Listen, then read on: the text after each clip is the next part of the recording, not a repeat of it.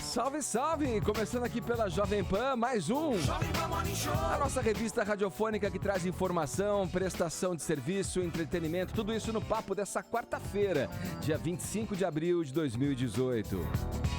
Sinal de alerta, a segunda turma do STF tira o ex-presidente Lula da alçada do juiz Sérgio Moro no processo do sítio de Atibaia. Passando a limpo, presidente do Tribunal Superior Eleitoral, ministro Luiz Fux, diz que fake news podem levar ao cancelamento das eleições. Palavras fortes. Supremo pode investigar deputado Marco Feliciano por ter acusado o cantor Caetano Veloso de pedofilia e estupro. Esses são alguns destaques do Morning Show que está apenas começando nessa manhã de quarta e você é o nosso convidado especial.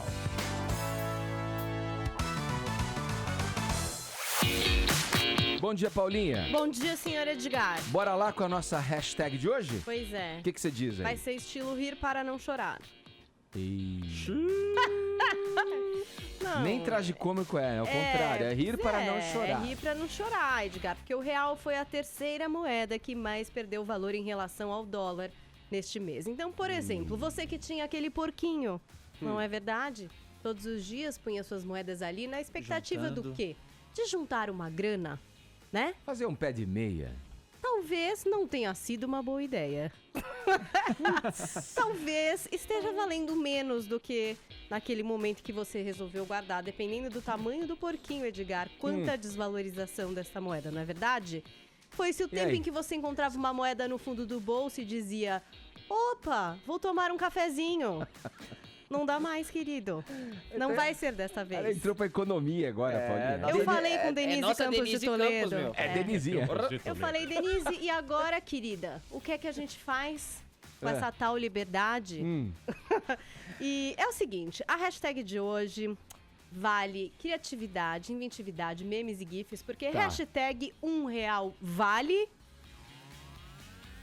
Nossa, vai ter que ser criativo, hein? É isso aí! Vai ter Olha, que ser criativo. O pessoal tá até mandando o print da nota de R$1, agora verdade, inexistente, né? Aquela nota verde, que lembrava o dólar. Lembra quando era 1 para 1, Edgar? Nossa, eu Que lembro. grande felicidade, né? Nossa, a gente fazia rapa, né? Era tão bonito de se ver, mas agora mudou. Então vem aqui e participa, hashtag R$1 vale. Nem pacotinho de figurinha você consegue mais comprar. Quanto tá um da Copa? R$2. R$2. Quantas vem? 4 figurinhas? é isso? 5 figurinhas. 5 figurinhas. Não tá fácil, não está fácil. Tá fácil, Participem aqui, porque pelo menos nessa hashtag R$1 vale kit do Morning. Ajuda aí, ô. Se a gente for pros assuntos mais comentados do Brasil. Aqui pelo WhatsApp você interage também, mandando mensagens em áudio ou em vídeo. 11 931 17 1009 é o nosso número.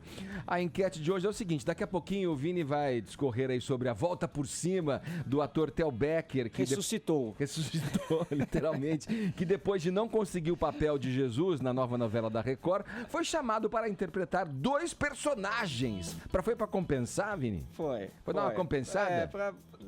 Foi tanta batalha do Theo Becker, né, durante esse período aí pra interpretar Jesus, a Record decidiu dar um presentinho pra ele. Mas daqui a pouco a gente fala sobre isso. É a multiplicação, né, dos peixes. Né? Exatamente. Tá certo.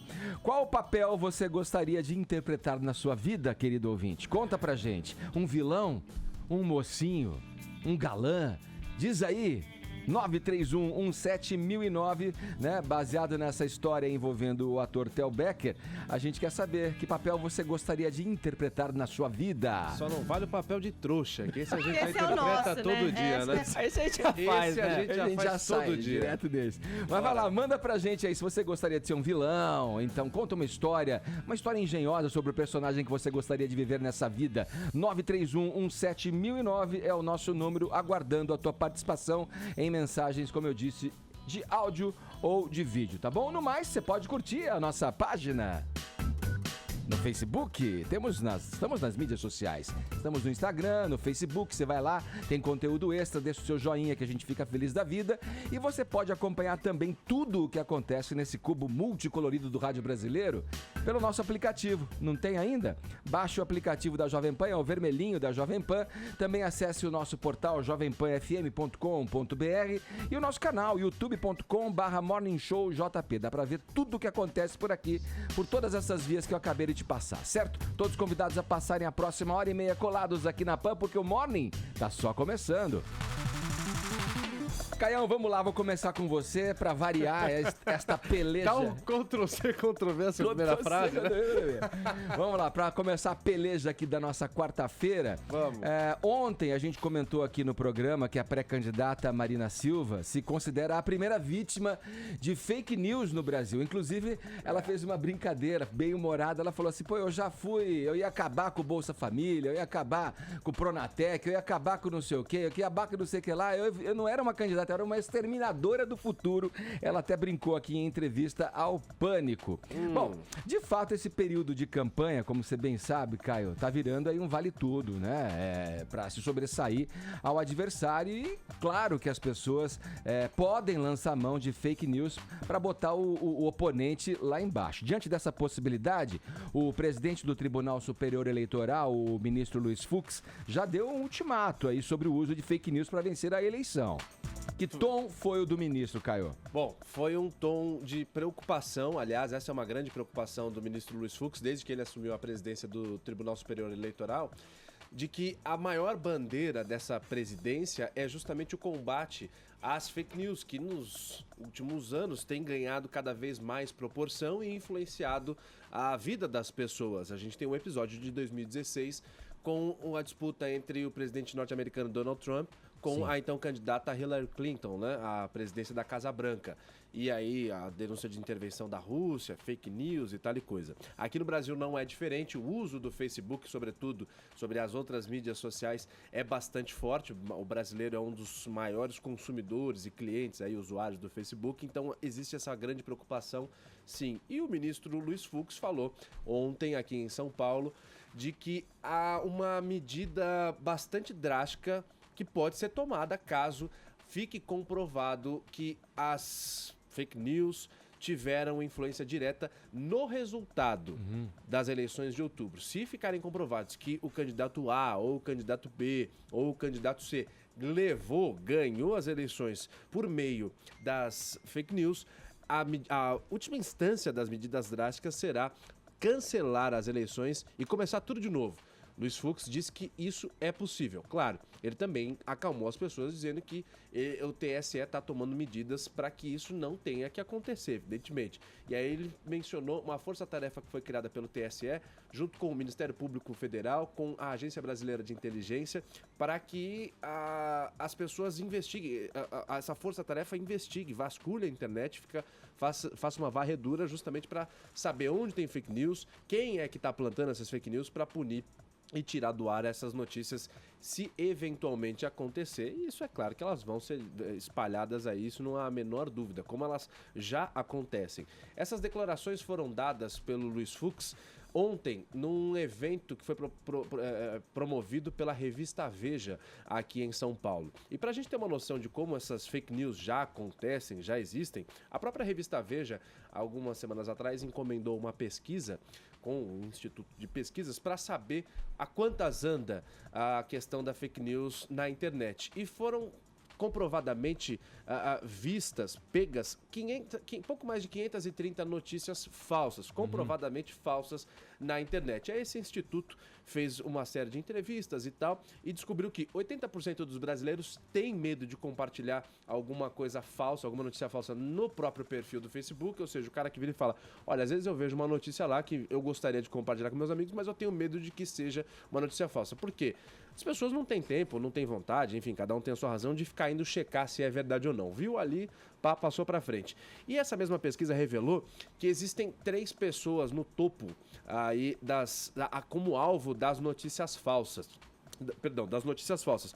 O Lula é a primeira maior vítima das notícias falsas, depois o presidente Michel Temer e em terceiro lugar o juiz Sérgio Moro. Aí todo mundo fala, pô, mas e o Bolsonaro? O Bolsonaro aparece em 7º lugar nesse ranking aí das pessoas que são alvos de notícias falsas. Porém, o Bolsonaro é o primeirão, segundo essa mesma pesquisa encomendada pela revista Veja, quando a notícia falsa é escrita em favor do cara. Aí o Bolsonaro, quando vem lá, o Bolsonaro doou R$1 milhão para as criancinhas pobres na África.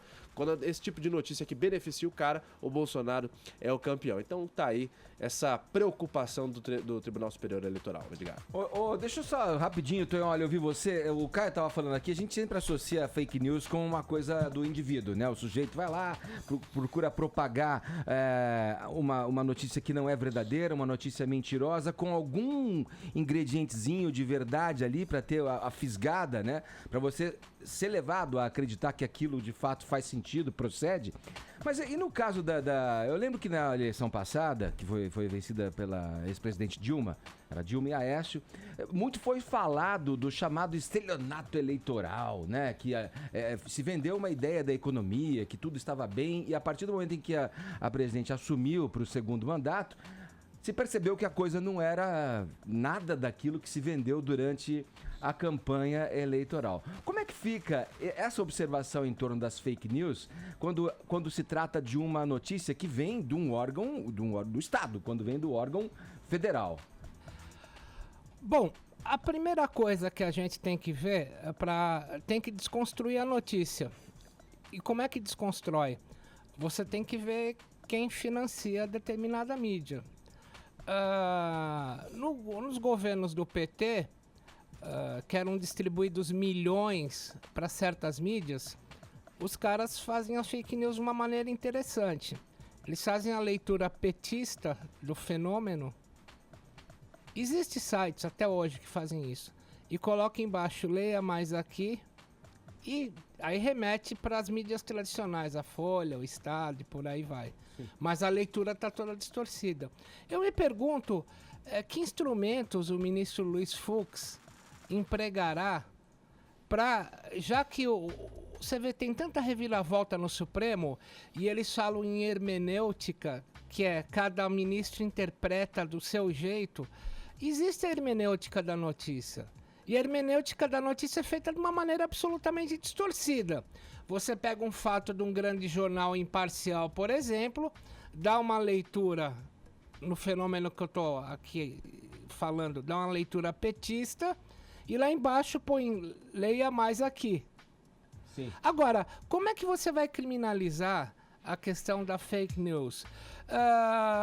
Eu já falei isso aqui. No mundo da internet, em que todo mundo tem acesso a tudo, a plateia virou palco. Então, a gente vê, sobretudo nas redes sociais, sobretudo no Twitter, as pessoas com uma vontade tremenda de serem jornalistas. Mas você paga jornalistas profissionais para eles poderem fazer o data mining, que os americanos chamam, é a mineração das notícias. Mineração da notícia não é copiar a notícia de jornal e mandar para frente. É você ir além e dar a mínima investigada, usar o telefone e não copiar o que se leu no jornal.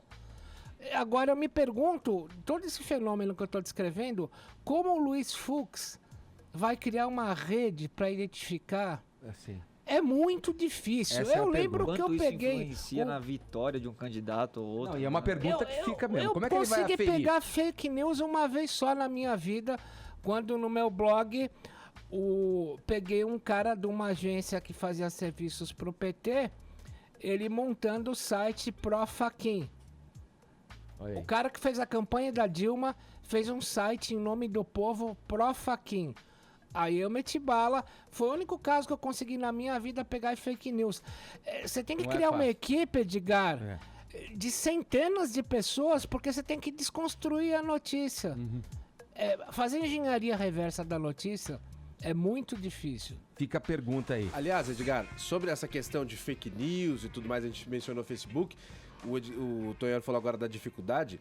O próprio Facebook está tendo que rebolar em corda bamba para justamente driblar todas essas questões de fake news, de dados que sujaram a imagem deles. Esse é um assunto que a gente vai tratar já aqui ainda nessa edição do Mole. Daqui a pouco a gente fala e se aprofunda nisso aí, Caio. Vamos lá para Brasília agora conversar com o nosso amigo Zé Maria Trindade. Bom dia, Trindade.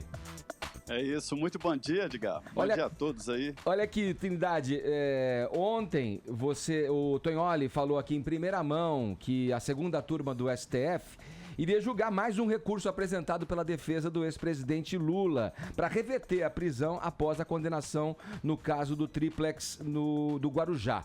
Ontem, essa mesma turma tirou da alçada do Sérgio Moro o processo do sítio de Atibaia. Como é que fica a situação agora do ex-presidente, Trindade? Pois é, não muda muito agora, Edgar. Mas eu já identifiquei aqui, conversei com alguns advogados que indicam claramente que a defesa do ex-presidente Lula vai utilizar essa brecha aberta aí na segunda turma para entrar com uma nova estratégia de defesa. Foi retirado ali do processo do sítio de Atibaia, né, o conteúdo da delação dos ex-executivos da Odebrecht. Não tira das mãos do Sérgio Moro o processo, mas o processo fica capenga, porque a sentença que está para ser proferida, né, tem como base forte exatamente a delação premiada da Odebrecht. Mas é que este processo ele é muito mais amplo. Ele tem provas documentais, são depoimentos, fotografias e objetos pessoais do ex-presidente no sítio, que foi reformado por uma construtora, e é isso que será também, que pode também ser usado pelo juiz Sérgio Moro nesta segunda condenação, que é a tendência. Acontece que os advogados entenderam que é possível fazer uma defesa jurídica.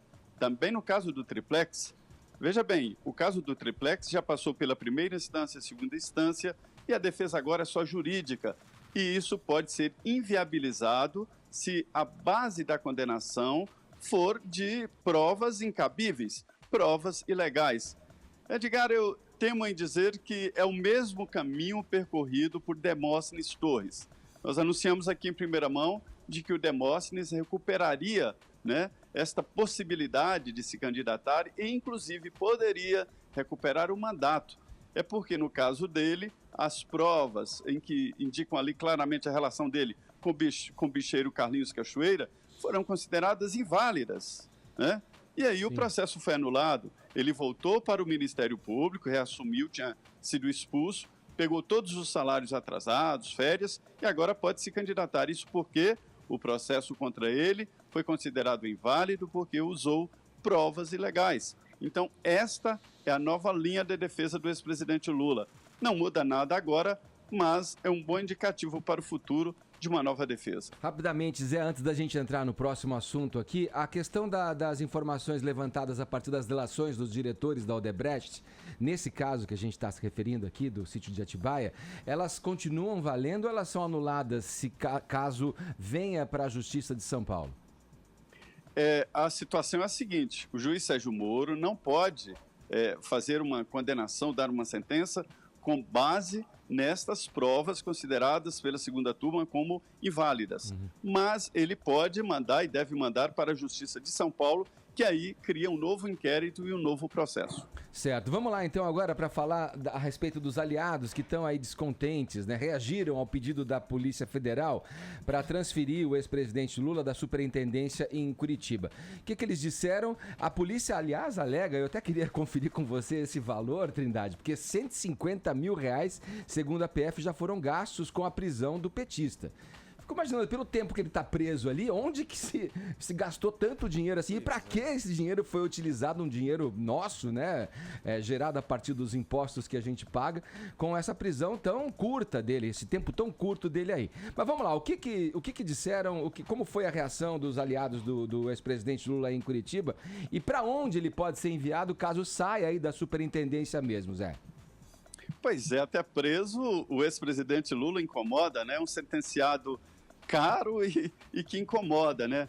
Edgar, a prisão ela é sempre cara, né? Nesse caso, 150 mil em 15 dias, eles consideram, além da alimentação, o reforço, horas extras, né? E equipamentos novos, reformas e tal. Eu vou te dar uma notícia aqui. Em média, um preso custa no Brasil R$5 mil. R$5 mil em média por mês. E isso eu considero um tapa na cara do trabalhador. Ele recebe uma alimentação que é contratada por um restaurante, né? Com 5 alimentações diárias, um café da manhã, um café no meio da manhã ali, um almoço, outro no meio da tarde, um café, um jantar e um café à noite. E tem um menu, que eu já vi um menu, é de fazer inveja. Pelo menos escrito lá, bife a rolê, não sei, bife a cavalo, não sei o quê. cada dia da semana tem, e é uma licitação, quer dizer, o restaurante que ganha a licitação tem que cumprir aquilo ali que está prometido. Mas leva em consideração o imóvel, instalações, água, energia e também os salários dos carcereiros. Então, a prisão é muito cara. No caso do ex-presidente, ele está incomodando não só a Polícia Federal, mas a vizinhança. E eles estão prevendo aí que no dia 1º agora, os trabalhadores dos sindicatos, né, irão para lá e vai incomodar geral. Edgar, você já pensou ali na vizinhança, antes tranquila, perto da Polícia Federal, e agora microfone, movimentação, trânsito impedido? É um inferno que está acontecendo ali, principalmente para os vizinhos, né, os que moram próximos da Polícia Federal. Tá certo. Trindade, obrigado pelas suas informações. Bom dia a todos. Seguindo aqui no Morning Show, vamos girar o assunto. Paulinha, não vamos falar exatamente de futebol agora, minha querida, mas envolve o esporte de qualquer maneira. Aliás, tem um jogador que você adora, Verdade. né? E É o único que E eu todo adoro. mundo esperava que fosse brilhar na Copa do Mundo com a camisa da seleção canarinho, mas acabou não indo, né, pra frente e tal. Como não foi pra frente, tá na China, é Peraí. maravilhoso. Porém, o cara tem se mostrado aí bastante solidário. Verdade. Conta essa história pra gente. De quem estamos falando? Revele a sua... A única coisa sua que me paixonite. interessa no futebol, estamos falando sobre Alexandre Pato. Olha Verdade. aí. Tá vendo, Mas Vini? é uma história Sabia emocionante. que um dia ela ia arrumar um assunto Um com pretexto Alexandre pra Pato. falar do Alexandre Pato. Pelo menos é um pretexto muito legal. Eu não sei se vocês conhecem essa menina, que é a Nara Almeida. Tem 3 milhões de seguidores no Instagram. É uma menina que era modelo, influencer, enfim, como muitas outras, mas no fim do ano passado, ela foi diagnosticada com câncer de estômago raro. E desde o ano passado, ela mostra o que tem acontecido com ela em relação a essa doença. Então, você vê aí na imagem, quem tá vendo na internet, vê o Pato e vê também a Nara. Ela tá com uma sonda no nariz. Sim. Já há um tempo. E aí, ela sempre tá, assim, trazendo uma mensagem de positividade, sabe, Ed? Porque é muito difícil encarar uma doença como essa, né? E às vezes a pessoa fica realmente muito down. E com as coisas que ela posta, ela tenta se arrumar, ela fala dos momentos difíceis. E ultimamente, ela realmente está passando por uma fase bastante complicada. Ela está internada na UTI. Ela tem postado fotos bastante, enfim, difíceis, né? Até para os seguidores dela, desse momento que ela está passando. E a verdade é que esses tratamentos, Edgar, são caríssimos, né?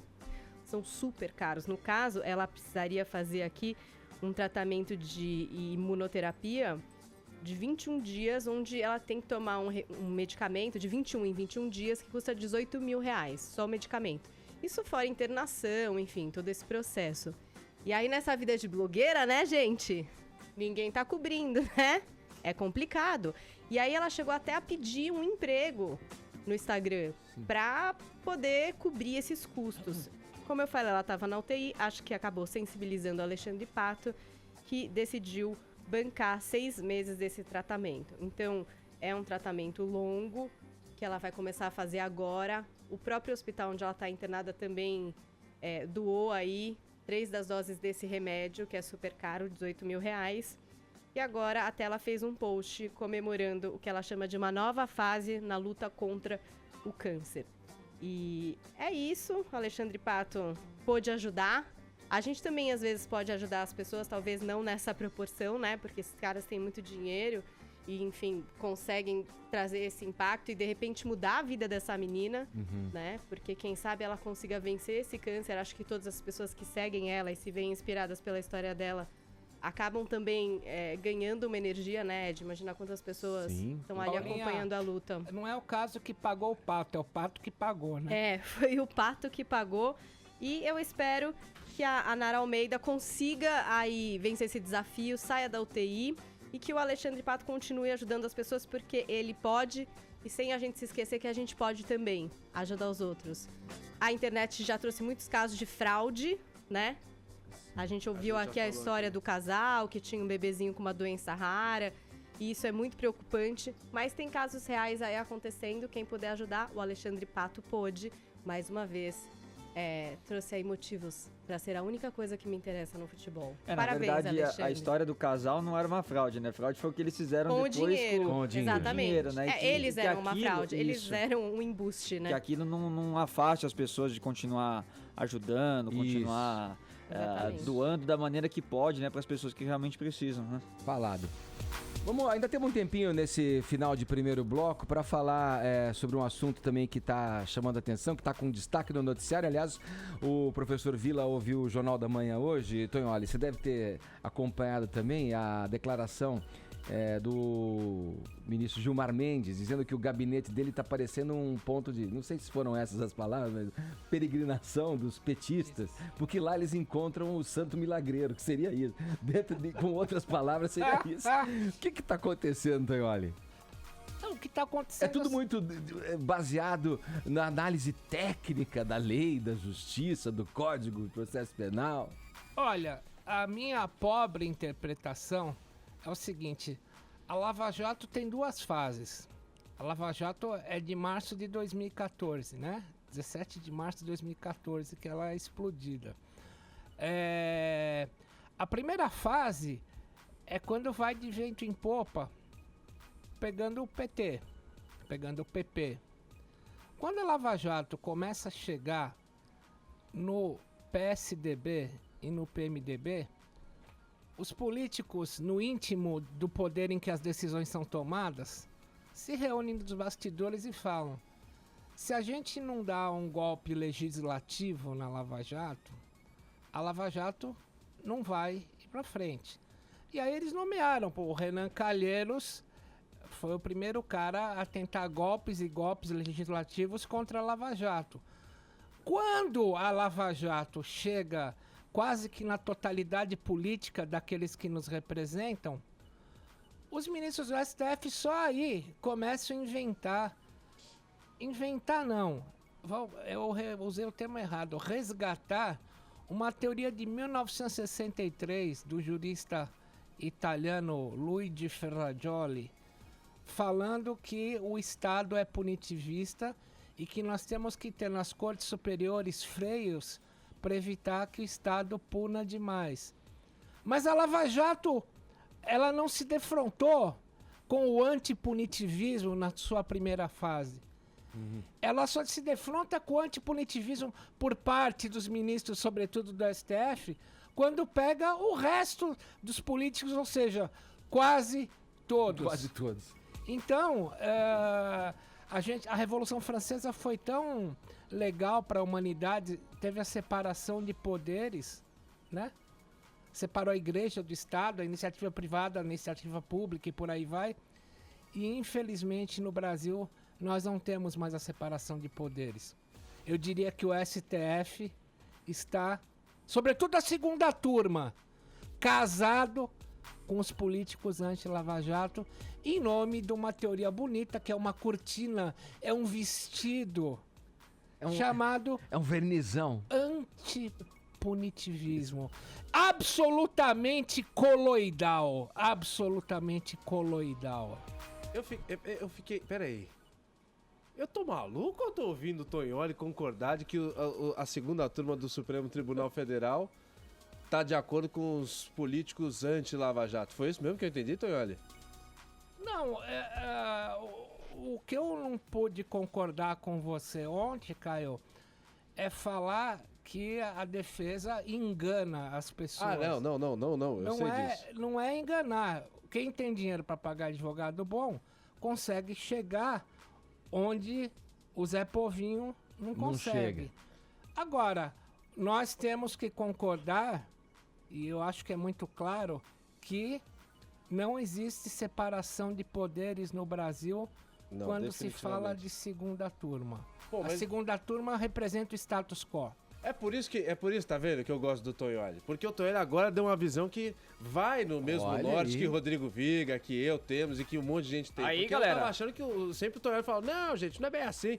Mas não, eu que tava interpretando errado. Era a minha hermenêutica sobre os pensamentos do Tonholi que tava equivocado. Porque é piada, é brincadeira que essa segunda turma faz o STF. Isso aí. É piada. Você viu a decisão de ontem, 3-2? É uma brincadeira. Fala aí, Edgar. Pode dar um beijinho nele, então. Paz é reina no morning. Mas o Tonholi é o cara que eu gosto. Você viu? O Trump deu um beijinho no Macron, ó, que belezinha. Você viu que bonitinho? Quem tá aí, você viu, da pena? O que tá acontecendo? Brincadeira, hein, velho. Da hora senta Já pra estão gente. tirando hora do meu programa, hein. Olha lá. 10h31. Me ajuda aí, velho. Horário de Brasília, velho. Jovem Pan Morning Show. Jovem Pan Morning Show.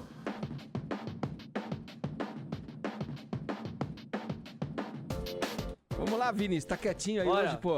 Vamos lá, contigo agora. Eu só aprendendo, eu aprendo muito com essa bancada. aqui. Todo mundo, né? Quem não, né?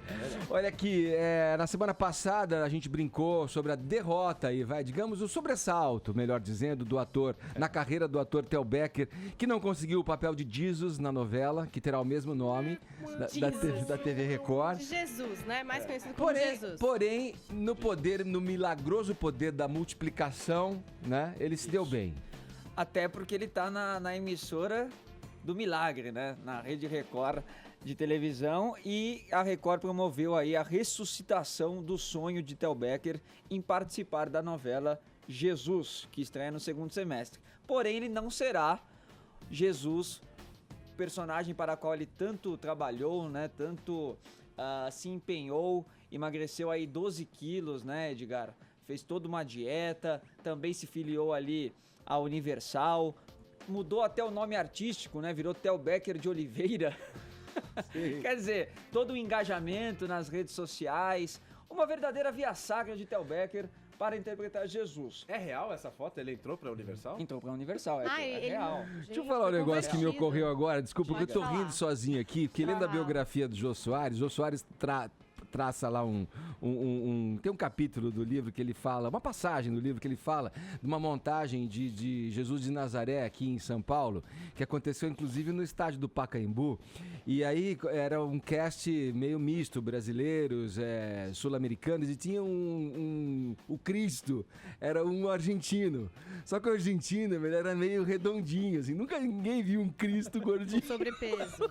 E daí, o cara que era da direção falou assim, não, tudo bem, vamos usar uma túnica bem larga nele, que não vai parecer que ele era gordinho. Mas você imagina um Cristo gordinho, porque o Vini falou que o cara emagreceu pra fazer o papel?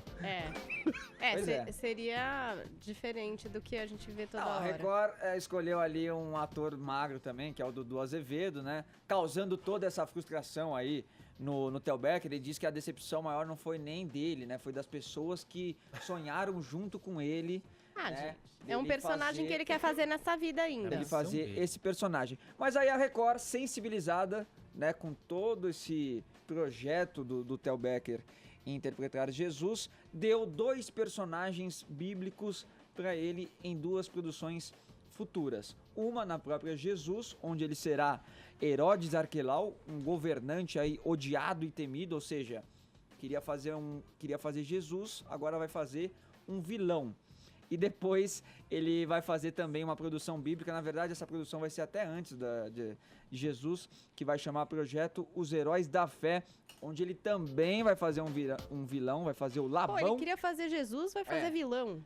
Pois é. Mudou. E você sabe que nessa novela, Jesus, o Guilherme Winter, que fez Moisés em Sim. Os 10 Mandamentos, vai fazer agora Judas. Né? Então a Record dá essa possibilidade, né? Para os De atores redenção. transitarem aí nos personagens, Bíblicos. bíblicos. Então é uma nova oportunidade, agora falando sério, né? É uma nova oportunidade pro Theo, que tá há muitos anos já tentando se desfigurar daquela imagem dele na Fazenda, né? Quando ele participou em 2009. Você acha ele bom ator, Vini? A última novela... Não, tudo bem. Mas ele pode Não, estudar, ele pode melhorar. Eu acho que ele cumpre até um papel ali que dão pra ele. Não tá num alto escalão ali de atores, mas é um cara dedicado, é um cara esforçado, né? E eu acho que ele pode fazer bem sim esse personagem aí em Jesus. A última novela dele foi Os Mutantes, em 2008. Depois ele acabou fazendo a participação na Fazenda, e aí toda a polêmica que gerou em torno daquele personagem, né, que ele disse ter construído para a Fazenda, acabou impedindo que a Record chamasse ele para outras telenovelas. Enfim, a Record vai agora estruturando aí Jesus para o segundo semestre desse ano, né, provavelmente em agosto. Já tem outros atores escalados, como eu disse, o Guilherme Winter vai estar, o Marcos Winter também, aquele ator italiano Nicola Siri, né, que vai fazer até o papel de Pôncio Pilatos. O André Gonçalves vai fazer Barrabás, tem Vanessa Gerbelli, Camila Rodrigues. É uma expectativa alta que a Record tem para essa trama bíblica. Depois dos 10 Mandamentos, que foi o grande boom, o grande sucesso, as outras não conseguiram atingir o mesmo patamar, né? Vamos ver agora se Jesus, que vai ser escrita pela Paula Richard, consegue, né? Ela também escreveu O Rico e o Lázaro, consegue voltar aquele sucesso que chegou a incomodar até a Globo na época, né? Sucesso chegando mesmo. quase na liderança, ali competindo na liderança com a Globo, Edgar. Vamos lá, vamos ainda falar sobre televisão. Paulinha, no Brasil, filmes e séries, tanto no cinema quanto na televisão ou em serviços de streaming agora também, né? Tem classificação etária. Obviamente isso, né, é bem difícil, complicado de se controlar, já que hoje em dia a televisão está na mão de todo mundo, e inclusive das crianças em qualquer lugar, na mão dos adolescentes, das crianças. Agora, o Ministério da Justiça está planejando expandir a classificação indicativa, melhor dizendo, para vídeos na internet também. Hoje em dia, muitas crianças assistem a esses vídeos dos famosos youtubers aí, por exemplo, o Felipe Neto. É um cara que não tem muito papas na língua, fala de tudo ali, aborda vários assuntos. Como é que fica isso? É complicado esse controle, É hein? uma discussão importante, né, Edgar? Porque realmente hoje o conteúdo tá ali meio que, né, camuflado. Quando você começa a ver um vídeo, você não sabe se de repente O que vem vai pela rolar um frente? palavrão, se vai entrar num assunto super sério. Você não tem muita noção do que vai acontecer. Ainda mais se você tá randômico no YouTube, né? Tipo, clicando em videozinhos de pessoas que você, enfim, de repente não conhece. E o seu filho também, talvez não, atraído por uma foto, por um play. E hoje vai novamente se retomar esse assunto numa discussão do Ministério da Justiça e da Procuradoria-Geral dos Direitos do Cidadão, exatamente para falar sobre isso. O que é que acontece hoje? Esses filmes que a gente vê na Netflix, na TV, nos cinemas, eles têm indicação, né, de idade. A gente vê antes ali uma indicação, na descrição do filme tem essa indicação. Quem é que faz essa análise? Quem é que dá essa indicação hoje? É a Secretaria Nacional de Justiça. Então, antes do lançamento, vai ali uma equipe multidisciplinar, tem advogado, psicólogo, especialista em mídia, professores. Assiste e aí, o filme, se assiste analisa a aquele peça. conteúdo, chegam à conclusão. Maior de 16, recomendado para maiores de 12 anos, e aquilo é apresentado pra gente antes do início da atração. É óbvio que são os pais quem cravam a decisão final. Tem a recomendação etária, mas você pode decidir ali na sua casa, deixar seu filho assistir a novela, por exemplo, que normalmente é para maiores de 12 anos. Então tem ali, né, o critério dos pais. No YouTube não tem isso. Essa ideia é completamente randômica, você andando, clicando, né, e os pais que vejam. Existe o YouTube Kids hoje, que eles fazem uma qualificação de filmes indicados para criança. Território seguro, vai. Exatamente, digamos eles assim. bloqueiam alguns tipos de vídeo, você pode selecionar a idade, você pode bloquear as pesquisas, então a criança só consegue entrar ali nos vídeos que Tipo, são apresentados, educativos além e do que tal. sei lá, antivírus ou outros programas oferecem como controle parental também, né? Exatamente. Além disso seria. Mas não existe uma classificação para esses vídeos. E é um pouco complicado a gente falar de classificação de vídeo que entra na internet. Imaginando-se que existe essa junta que analisa um filme, você imagina se tiver que ter uma junta para analisar cada vídeo que um youtuber sobe no YouTube, né? Como é que o próprio YouTube faria isso, É inviável. né? É uma coisa Inviável. assim, meio difícil, mas que deve ser discutida e que é importante, né, Edgar? Porque realmente hoje é um território livre, completamente livre. Até tem uma discussão muito grande, até a respeito do Felipe Neto e do irmão dele, se é um serviço ou um desserviço que eles prestam com os vídeos que eles fazem na internet. E outros conteúdos também. Às vezes o seu filho tá vendo uma coisa que você não gostaria que ele estivesse vendo. E você nem sabe, né? Porque Sim. é muito difícil também cobrir ali todas as arestas e observar o que o filho tá assistindo ou não. Eu acho que é uma discussão válida. Eu gostaria que tivesse classificação indicativa. Porque eu acho que é até um argumento para você poder explicar pro seu filho. Filho, isso não é pra sua idade. Eu vou assistir e vou ver por quê. E depois a gente conversa. Porque essa impressão de que a internet é muito livre, que você pode mentir o tempo inteiro ali sobre a sua Viver no identidade. anonimato, Por exemplo, a criança pode entrar num site, você é maior de 18 anos, e dizer, sou. Gente, mas ele não é. Como é que E você ele vai logo como é que você vai percebe comprovar que ele isso, né? diz que não e tudo bem. Dá uma sensação ainda muito de um território sem leis, apesar de ter as suas leis. Eu acho que isso ainda é muito difícil para todo mundo compreender. Até o uso de redes sociais, ninguém lê o termo, o que é que você está aceitando quando você entra numa rede social. Aí depois você fica chocado que compartilhou seus dados e de repente está até no termo que você assinou para usar aquilo, Sim. né? Então eu acho que quanto mais a gente conseguir explicar que ali existem leis, que aquilo é visto, que você tem que se responsabilizar pelo que você faz ali, eu acho que é melhor, mas ainda é muito complicado. Imagina como qualificar essa quantidade de vídeo que entra diariamente na impossível. internet. Parece ser impossível, Parece né? impossível. Posso dar um pitaco nesse assunto? Claro. Não tem coisa mais constrangedora do que você tá na sala com a sua mãe e aí a novela começa a passar uma cena de, uma puta pegação, né? Você fica constrangido. Imagina você com a sua avó na sala e o casal começa a dar um beijo, aí o cara vai, arranca o sutiã. É chato, é constrangedor. Eu já passei por isso até com mãe de namorado. Você fala, minha Nossa Senhora, o que eu vou fazer agora? Aí você disfarça, levanta, finge que vai pegar um copo d'água e tal.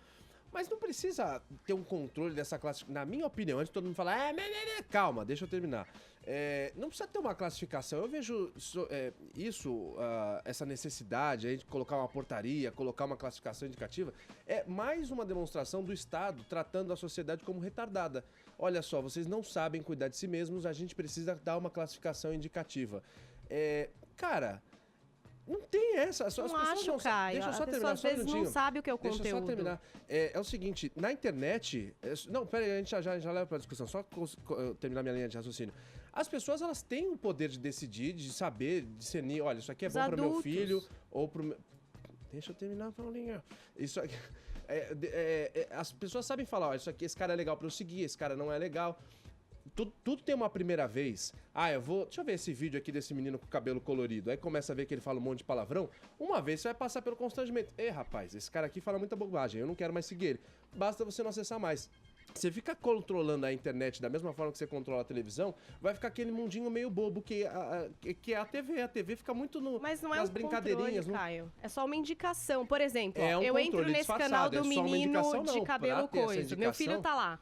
Aí eu olho e falo, indicação pra... Tá lá escrito, em algum lugar, sei lá. Indicação pra maior de 16 anos. Aí eu falo, pera, meu filho não tem 16 anos. Por que é indicação pra maior de 16 anos?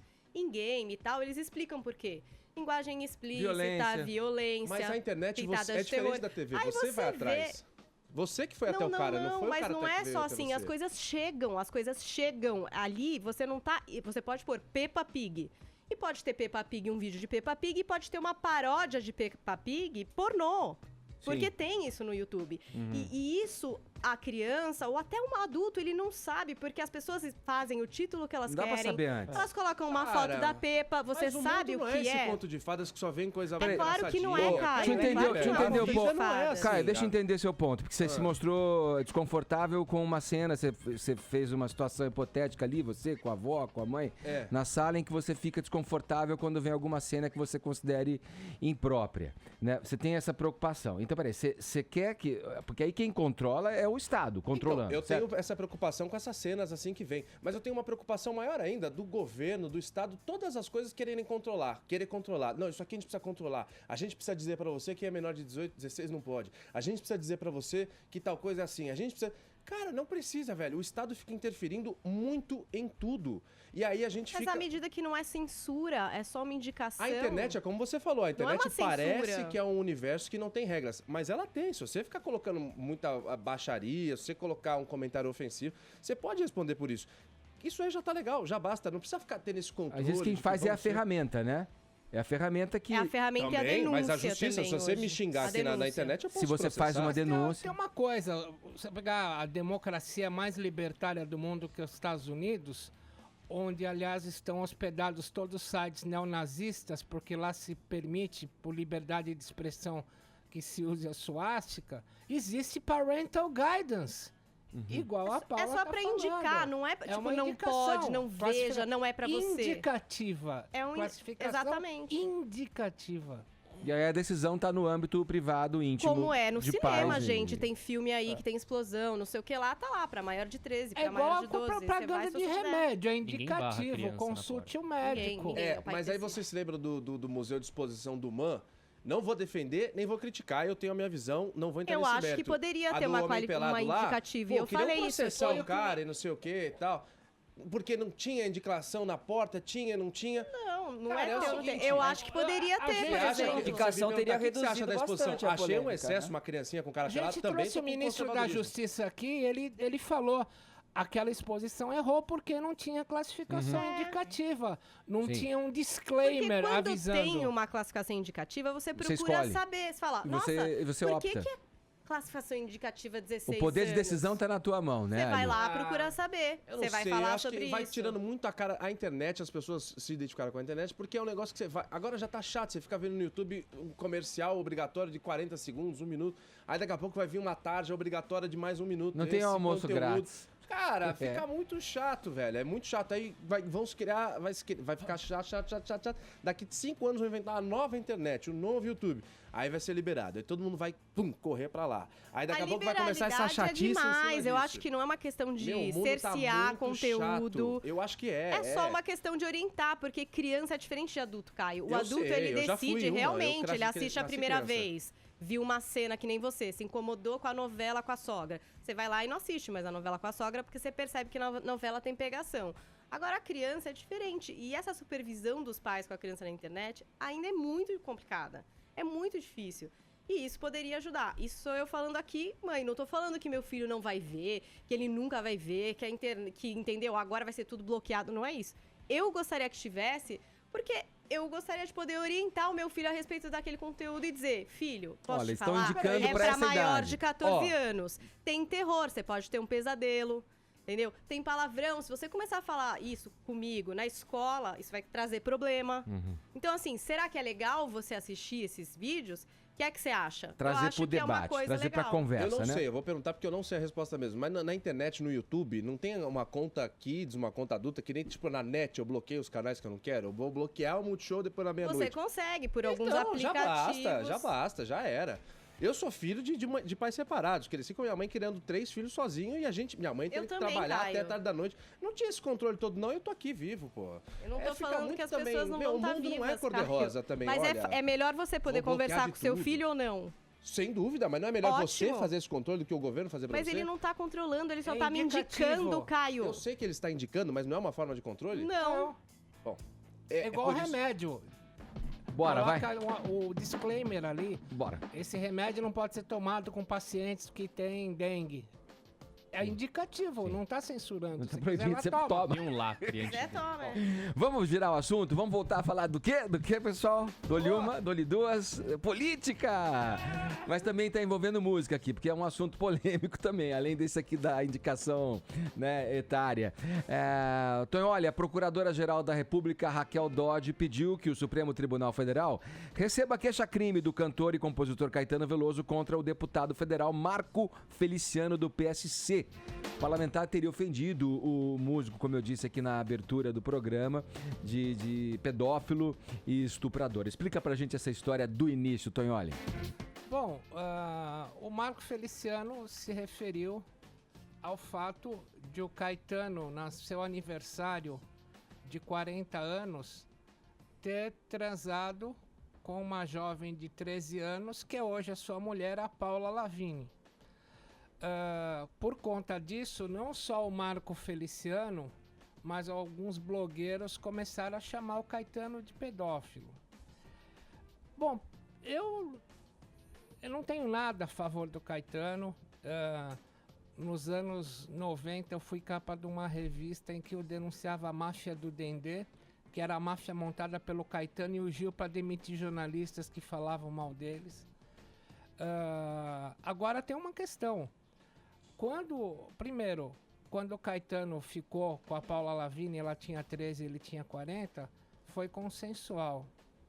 Segundo, naquela época não existia o Estatuto da Criança e do Adolescente, que é de 1990. Terceiro, se tivesse havido qualquer problema, a Paula Lavigne é filha, e eu também não tenho nenhuma simpatia por ela, mas vamos ser justos, ela é filha do Arthur Lavigne, que é um dos maiores criminalistas do Brasil, lá do Rio de Janeiro. Teria falado, papai, o mocinho fez eu coisar com o coiso. Teria falado isso. Só que não aconteceu. Não aconteceu. Eu acho uma barbaridade, quando eu vi chamarem o Caetano de pedófilo, eu tremi o queixo da mesma forma que o Caetano tremeu cantando Cucurucucu no filme do Almodóvar. Olha, eu vi um linchamento dele, né, público, hashtags. Eu não tenho nada a favor do Caetano, crueldade. muito pelo contrário. Como diria o Paulo Francis, são os baianos que gostam de cantar na televisão. Agora, chamar de pedófilo... é mulher do cara. A mulher do cara aí que tem 2 filhos, constituiu família, tá aí até hoje. Enfim, isso significa pra mim. Alguma coisa significa. Aí vou ter que eu de novo. Fala aí, termina aí, Victor, desculpa. Não, pode falar. Terminou? É porque eu tô sendo meio mal educado. Mas vou eu ter que de novo fazer o papel do antagonista aqui nessa bancada. Eu sou o chato. Mas vocês são muito de boa com tudo, cara. É normal um cara de 40 anos dormir com uma menina de 13? Ô, velho, pelo amor de Deus, desculpa. Não é normal, cara. Não é normal. Não é normal. É normal, é de boa. Uma menina de 13. Eu tenho 10 anos a menos do que o Caetano tinha nessa época. Eu tenho 30. Todo mundo vai falar, pô, achar que você tinha mais. Todo mundo me diz que eu pareço mais velho. Mas eu não tenho assunto com uma menina de 18. Você imagina eu com 30 com uma menina de 13. Imagina um cara de 40 com uma menina de 13. É normal? Eu não sei, Ela pode ser filha do rei da Escócia. Não é normal, velho. Eu poderia, além do que eu já disse, né? O que eu acho que significa. O cara tá com ela até hoje, constituiu família, tem 2 filhos com a Paula Lavigne. Se houvesse problema, se não houvesse sido consensual, como o Tonali falou, teria tido um desdobramento, embora a lei, eu acho que na ocasião do tinha ocorrido, o Estatuto da Criança era uma lei diferente. Agora, as coisas, sei lá, a vida é assim. A minha avó, por exemplo, minha avó, ela casou com 14 anos. Ela teve filhos com 16. Eu acho que é igual... Então, bom, Edgar isso aí Piccoli. também, não sei, não pode. Aí vamos voltar nisso aí. A lei, ela muda. Edgar Piccoli, é uma questão, vocês me desculpem, até... O mundo é movido pelo livre-arbítrio. Você pode chegar pra sua filha e falar: você é muito pequena pra coisar com o coiso. E se ela tiver afim? Pronto, fez. Agora, se não foi consensual, aí é outra coisa. Agora, um cara... Esse pessoal que defende os valores cristãos, a família, crescer e procriar... Pô, o cara teve filho com ela, cresceu e procriou com ela. Pelo amor de Deus. Peraí, o negócio é o seguinte, as leis mudam. 20 anos atrás, nada, porque essa lei é do Serra, é de 2007, né? Eu poderia, antes disso, estar fumando nesse estúdio. Não poderia, porque já era meio imoral, mas a lei ainda permitia. Se fumar no avião, a lei, ela muda. A Constituição de 88 já tá caquética, já é pra mudar e tal. A lei muda. Mas a moralidade não vou nem falar de moral também, porque a moral também muda. Antigamente não tinha esse papo de que criança... Tá... Mas não é, acho que sempre foi estranho. Um cara de 40 anos tem assunto com uma menina de 13? Não é Ou uma mulher de 40 tem assunto com uma menina de 13? Não é usual mesmo. Pô, pelo amor de Deus. Achar que é, pô, de boa. Quem tá aí pra dar a hora certa pra gente do nosso cast aí? Vamos lá. É um assunto polêmico mesmo. 11h02, horário de Brasília. Jovem Pan Morning Show. Jovem Pan Morning Show. Morning Show. Um dos desafios, conforme a tecnologia vai entrando na vida da gente e a população vai envelhecendo, é a questão da ocupação no mercado de trabalho das pessoas mais maduras. A gente fala muito de robôs entrando, de tecnologia entrando, substituindo empregos, mas pouco a gente fala dessas pessoas e como que fica a vida delas nesse cenário. Para conversar sobre isso, a gente tem aqui hoje o Morris Litvak, da Mature Jobs, que vai contar para a gente como que o negócio dele impacta a vida dessas pessoas. E são pessoas com muita experiência, né? Elas têm muito para agregar, por isso elas precisam continuar no mercado de trabalho, seja através do emprego ou empreendendo.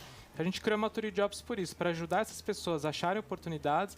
Então a gente fala muito com as empresas para olharem para essa questão etária, né, tentar diminuir essa cultura, esse preconceito que existe, capacita as empresas para se prepararem para receber, mas acima de tudo a gente capacita essas pessoas 50 a mais para que eles possam tanto voltar para o mercado de trabalho quanto empreender, virar um profissional autônomo. Então a gente faz cursos, eventos presenciais, online e muito networking entre eles.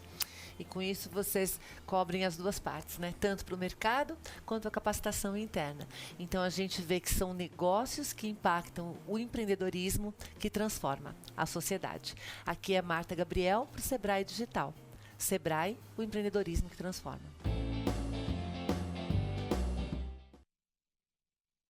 Jovem Pan Morning Show. Simbora! Como é que tá a nossa hashtag aí, Paulinha? Hashtag.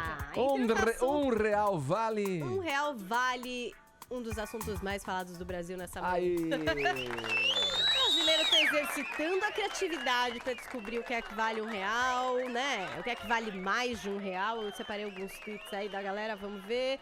Aí Miss lá descarada, cada nome bom, tenho até medo de ler às vezes. Arroba R$1 vale, hoje em dia nada. Me lembro da passagem de ônibus em Campinas, vem comigo, Edgar. Opa. Que era 0,75 centavos. E ainda dava pra comprar uns chicletes. Tempo bom. Você se lembra disso, Peguei Ed? muito o 65, né? Castelo São Bernardo ali, estudava no Vitor Meirelles, meu. Puta, era uma viagem. Ó. Agora vamos a outra mensagem, Júnior MTV Cicera. nem existia ainda. Nem sonhava. Hashtag R$1 vale nada. Você vê que todo mundo já começa assim, né? Então, se cada um brasileiro me enviar um nada, ficarei com 200 milhões de nadas feliz. Que grande ideia! Júnior, não é bobinho não, né? Você vê que juntando tá tudo certo. Isso Ou aí, pode fazer Caio. que nem aquela jornalista que virou e falou da Mega Sena, vocês lembram? Ah, se o prêmio é 200 milhões e o Brasil ela tem fa- 200 milhões de habitantes, dá 1 milhão pra cada um. E não resolve Cada um nada. sai feliz. Que ótimo. Vamos Quem lá, não mais pensou um. nisso, né? Quem nunca, né? Zé Mauro jogando realidades pra gente. Hashtag R$1 vale velho. Pra quem tá desempregado. Velho, Lê pra mim, por favor, da pena. velho, pra quem tá desempregado, R$1 já completa meu pão. Pá! Tá certo? Essa é isso Mauro, eu aí. me solidarizo com você, hein, cara. Se ele tá nessa, é duro, hein? Pois é. Então, R$1 depende, né? Para os desempregados, às vezes traz um prato lá no Bom Prato, às vezes, né? Completa o dinheiro do pão, mas em geral... Na Cracolândia, R$1 é dinheiro, hein, meu? É dinheiro, Togues? Dinheiro. O cara tá falando que tá desempregado, faz sugestão capciosa, coitado, velho. É duro, hein? Tá sei que não difícil, foi não a está intenção, fácil para os mas- porquinhos do Brasil. Continuem usando a hashtag R$1 vale. Ó, R$1 era meio maço de Marlboro em 2003, custava R$2 o maço de Marlboro. Hoje em dia, olha lá, o que vale? Não é mais nada. Ó, daqui a pouquinho a gente vai colocar aqui as mensagens do WhatsApp, você que tá participando pra gente, dizendo qual papel você gostaria de interpretar na vida real. Daqui a pouquinho a gente ouve. Antes, vamos com mais um assunto aqui nosso, Caio, pra falar. Aliás, anunciamos isso no início do programa e chegou o momento. Ah, sim. Após todo o escândalo envolvendo o vazamento de dados do Facebook, a rede social passou a promover uma série de medidas com o intuito de mostrar mais transparência. Por ser ano de eleição, aqui no Brasil, também fala-se muito na propagação das chamadas fake news. E até então, quando uma notícia ou uma postagem era denunciada dentro de uma plataforma, a decisão final de excluir ou não aquele conteúdo era do próprio Facebook, no caso aí, que é a plataforma que a gente está se referindo aqui. Mas agora essa história muda um pouco, né, Caio? O que disse aí o ministro Luiz Fux? O Luiz Fux? Desculpa, não foi... Quem que falou Não, isso? Luiz Fux a gente já falou das fake news foi no lá pra começo trás. do Tá bom, vamos lá. Agora a gente vai pra Achei que questão ele do tinha Facebook. também. Não, mas você se confundiu porque quando eu tava falando Isso. sobre o ministro Luiz Fux, que disse que as eleições podem até ser adiadas se uma fake Verdade. news influenciar no resultado, eu virei e chamei essa notícia de agora do Facebook. Boa. Falei, olha, ainda hoje a gente vai falar do Facebook e tal.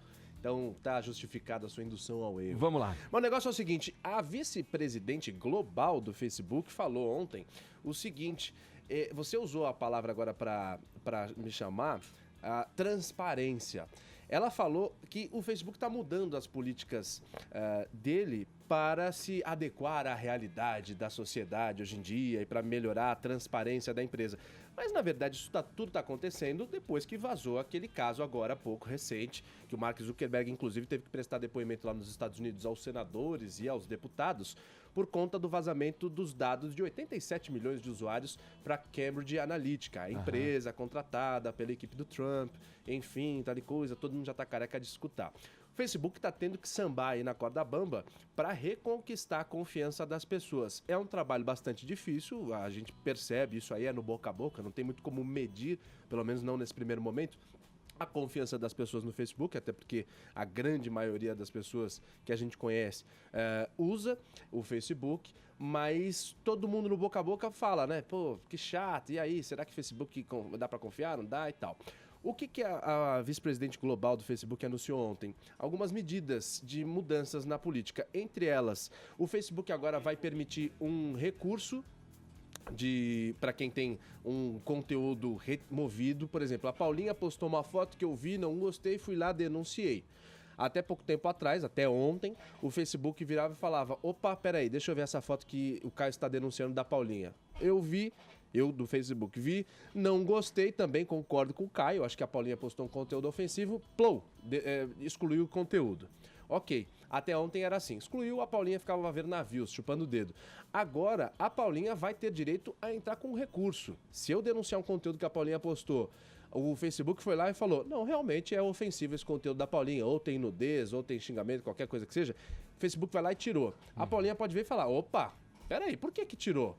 Eu não queria que tirasse não, porque é o seguinte, isso aqui não é bem uma nudez, isso aqui é a estátua de Davi, tal e coisa e tal. Ela entra com recurso, escreve lá pro Facebook, e esse recurso tem até 24 horas para ser analisado por outra turma, outra instância aí do Facebook, para virar e falar... Tem um STF lá agora. Vamos ver se a primeira instância do Facebook que removeu o conteúdo tinha razão ou não. E até 24 horas esse recurso deve ser analisado.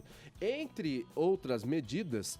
Outra medida que também chama a atenção é que agora o Facebook está jogando mais às claras na questão dos seus dados que você compartilha no seu perfil e daí por diante. E cada vez que você abre um aplicativo, você aceita termos e condições e tal, o Facebook está começando a jogar mais limpo, principalmente com a Europa. E à medida que os dias forem passando, isso vai disseminando para os outros continentes também, para os outros países. É o seguinte, o Facebook está jogando para você, é o seguinte, você vai aceitar esses termos e condições e tal, esses caras vão te perguntar isso, vão te perguntar aquilo, ou então entra aqui nas suas configurações e dá uma revisada em tudo que você permite, você quer compartilhar ou não. Se você curtiu uma página religiosa, por exemplo, uma página que diz que você é ateu, mas você não quer que ninguém descubra, entra aqui nas configurações, diz pra gente se você quer que alguém saiba, que ninguém saiba, a gente pode ou não pode compartilhar, outras empresas podem ou não podem saber. Eles estão deixando mais acessíveis os controles, os botões de controles dos seus dados, das suas Caio, preferências. Porque até quando você estava falando do YouTube, não existe a possibilidade de um aplicativo, não existe um outro aplicativo. Existe muita coisa para até melhorar a privacidade e também até para controlar os conteúdos na internet. Só que isso não é tão fácil. Então, apesar do no Facebook sempre existiu uma forma de você ocultar alguns dos seus dados a serem vistos. Só que muita gente não sabe disso. Então, as pessoas não usam. Até hoje tem gente que não sabe que você pode pôr uma foto no seu mural e só seus amigos verem. Ou você pode pôr e deixá-la pública para todo mundo ver. Então, assim, tem muita ferramenta para você restringir a sua privacidade. Só que elas não são tão explícitas. Então, essa ação é bastante importante para que todo mundo que está na rede saiba como proceder caso não queira expor alguma coisa. Aí, para essas pessoas, eu digo o seguinte: o Facebook é um território, que é de todo mundo, tá? Uma terra de ninguém.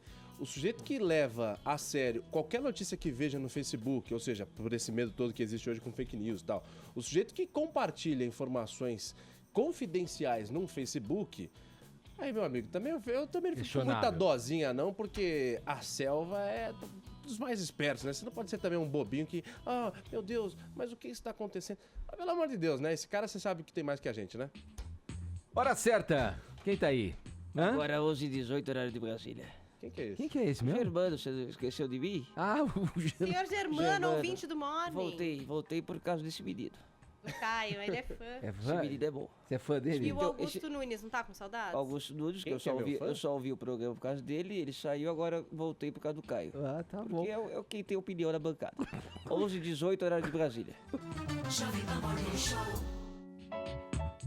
Que papel, hein? Será que os nossos ouvintes estão querendo interpretar na vida real, hein? Vamos ouvir aí. Vamos ouvir. Eles disseram pra gente. Sei lá que eles querem ser um vilão, uma vilã. Um mocinho. Um mocinho. É brincadeira. O que você acha, Vamos ouvir. Só não pode ser papel de palhaço, que é o que a gente passa todo dia. Vamos lá.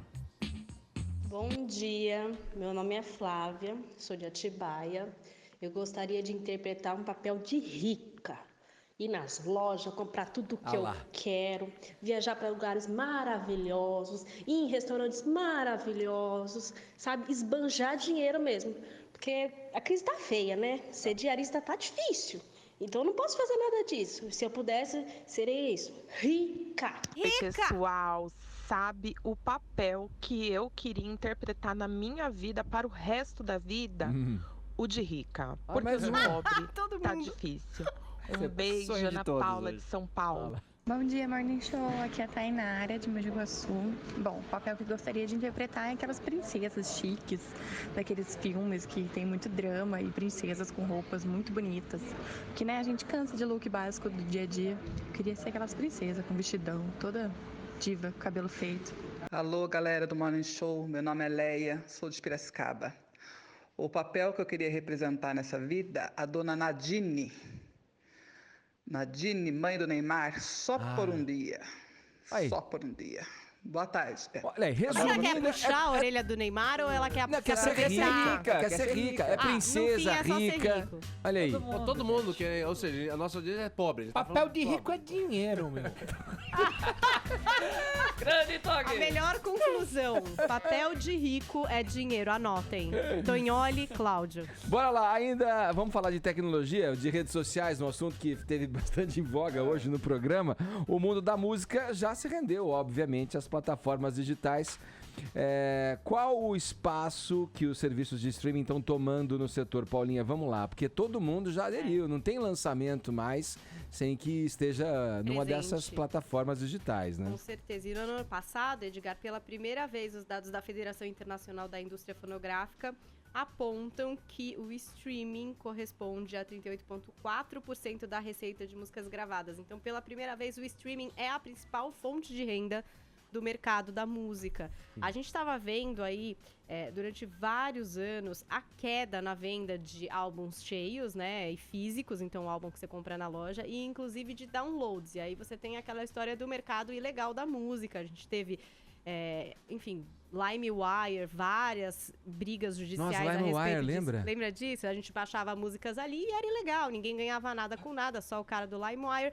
Acabaram que se derrubaram esses lugares de se baixar música, e o streaming veio que era o Napster, não era? Napster também, exatamente. Nossa, baixava pelo Casar também.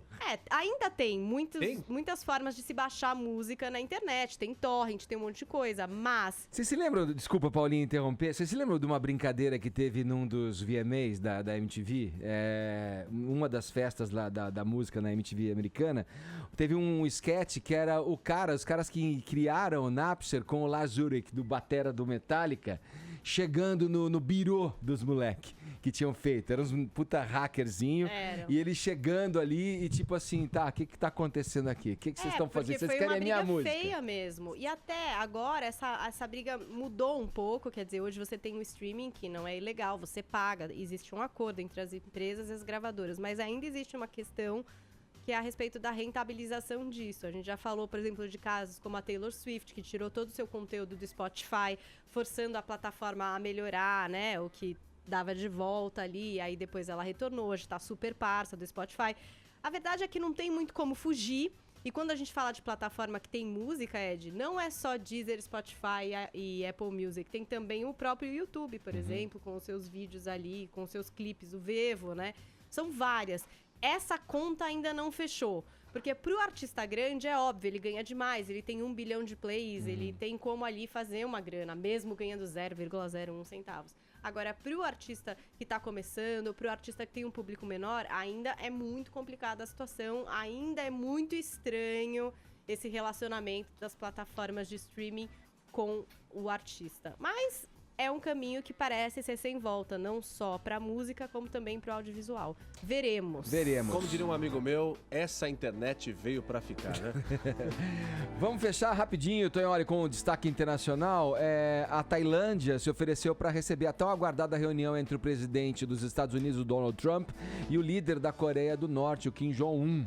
Conte um pouco pra gente aí sobre essa especulação e as possibilidades para esse encontro do século. Não, nós estamos vivendo uma Guerra Fria de novo. Vou te explicar rapidamente o que é Guerra Fria. Quando termina a Segunda Guerra Mundial, em outubro de 45, na Europa Oriental, em Yalta e Potsdam, os líderes Churchill, Roosevelt e o Stalin se reuniram para dividir o mundo. E o mundo foi dividido por esferas de influência, o lado capitalista e o lado comunista. Logo começou a Guerra Fria. Nos anos 60, o mundo tinha capacidade de se autodestruir 56 vezes, tamanha quantidade de ogivas. E tem uma frase que sintetiza muito bem, que é de um pensador francês, o Raymond Aron. Ele define a Guerra Fria assim: é uma época em que a guerra é impossível e a paz é improvável. Vamos transportar a frase do Raymond Aron para hoje. É uma época em que a guerra é impossível e a paz é improvável. Os Estados Unidos não vão guerrear com a Coreia do Norte, mas também não vão fazer a paz. Por isso, você está tendo aí esforços como esse da Tailândia para fazer sentar na mesa de negociações e criar um canal de negociações. Porque na Guerra Fria dos anos 50 e 60, você tinha o famoso telefone vermelho. Tipo, o premier russo Nikita Khrushchev ligava para o Kennedy. Hoje você não tem um telefone vermelho entre a Coreia do Norte e os Estados Unidos. Então, não há canais de comunicação. Por isso que torna isso um pouco mais perigoso do que foi na primeira fase da Guerra Fria nos anos 50 e 60. Então, tá todo mundo tentando colocar o norte-coreano maluquinho e o maluquinho Trump na mesa para ver se cria um canal de negociações. E fica essa guerra retórica mesmo, né? De palavras ali, de ameaças, né? O Kim Jong-un falou, não, os testes já foram feitos, está tudo, né, dentro do cronograma, não precisamos mais testar os mísseis. O Trump devolve com um tweet mal criado. Aí me lembrei daquela sátira brilhante, acho que um dos filmes que eu mais gosto do Stanley Kubrick, que é o Dr. Strangelove, que faz braço mecânico. Que faz uma crítica à Guerra Fria, tal, que o Peter Sellers vive 3 papéis, né? É incrível esse filme. Quem não assistiu, fica aí a indicação. Assim a gente fecha o programa, mas vamos dar antes aqui o prêmio. Quem leva no nosso WhatsApp? Quem tá aí pra dar o prêmio? Vencedora é Ana Paula. Ana Paula ganhou? E aqui no Twitter quem ganhou foi o Alexandre Silva. Parabéns pelo trabalho, viu, Caio? Tá certo. Assim a gente fica por aqui. Voltamos amanhã, a partir das 10 na programação da Jovem Pan. É isso aí. Obrigado pelo prestígio e pela audiência, viu? Cuidem-se!